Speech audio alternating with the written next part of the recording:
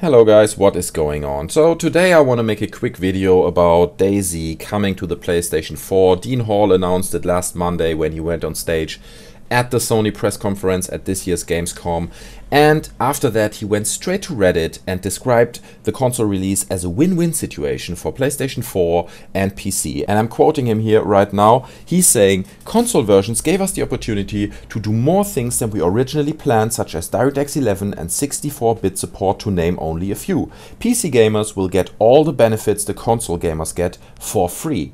And honestly, when I read that, it was like, it's just marketing bullshit. I mean, seriously, DayZ standalone on Steam sold so many copies. Arma 2, before even the standalone came out, sold so many copies. These guys must be swimming in money, and then you're telling me you need a console version to get DirectX 11 and 64-bit support? That just doesn't make any sense. One thing that you have to give him as benefit of a doubt is that he said they're going to try to aim for 3 years to release the game on consoles, which it probably needs to work properly, and that they have a separate development team to work on the game, so it's not going to be in-house at Bohemia Interactive, I assume. They're going to outsource it to somewhere else. Other people are going to make it ready for the console. But my concern with this is, why don't you finish the game on PC first? I mean, obviously, yes, it is an early access game. We all know it.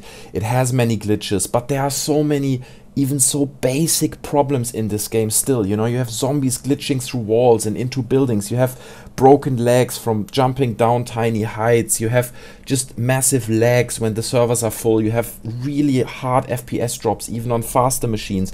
And I don't see how they're gonna fix all these issues before they bring it to the console. Like I said, they do have 3 years, or that's kind of the timeline that they're aiming for, but still, since the release that happened early this year, nothing really has happened to the game. They have introduced a few more items, they've worked on the lighting and the physics, but I haven't seen any improvement in the game, to be very honest with you. And that leads me to the point of the PlayStation quality control. Like, every game that comes out on a console has a certain amount of quality control where PlayStation and Sony make sure that, you know, the game is ready to be released, that it doesn't have like major flaws like falling through a ceiling, you know, or floor and breaking your leg.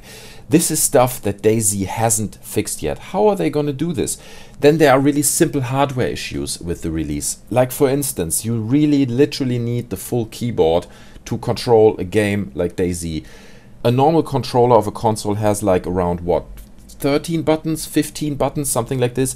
I don't see how you're going to bind all these buttons onto these 13 to 15 buttons and make the game work, unless you really make quite a drastic change to the game in terms of the input, you know, and you really simplify it and kind of nearly dump it down, which would be a real shame, because DayZ is an amazing game because it is like a simulation, because the controls and the input is rather complex, you know. That makes it a really amazing experience, and it's quite essential for the experience.